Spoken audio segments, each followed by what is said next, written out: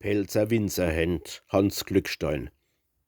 Guck se da an, so Pelzer Winzerhänd, vom Wind verwittert, von der Sonn verbrennt, so schwielig, runzlig und so hart verschafft, so knochig und voll zäher Lebenskraft, wo morgens schon beim ersten Sonnenschein ins Rad der Pflicht als Greifenei sich Regen noch in schwerer Erbet sollt, wann's letzte Sonnenlicht die Berge vergoldt.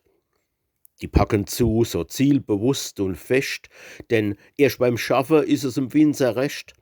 So Pelzer Händ sind nimmer mied, ob's stürmt, ob's schneit, ob draus die Sonn recht glüht, ob's draus zu schaffen gibt an junge Schösling, ob's in der Werkstatt ebbes gibt zu bossle, ob's gilt zu hacke, spritze oder schneide, ob's gilt Wei e Pflegstatt zu bereite.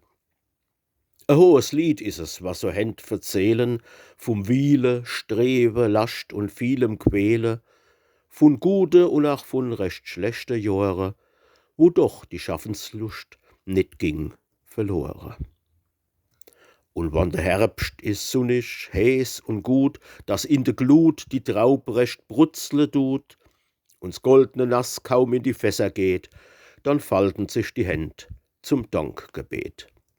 Doch obens, wann vorbei des Arbeitslebe, is so a Faust ach stark beim Weihkrug hebe. Noch dere erbet, noch dere lämische, hat man dann's Recht, sich einer zu genehmige.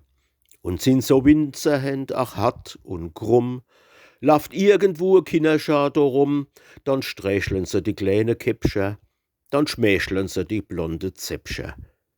Die schwiele Händ von ganz besonders harter Art, die wenn bei dem Gesträchel weich und zart.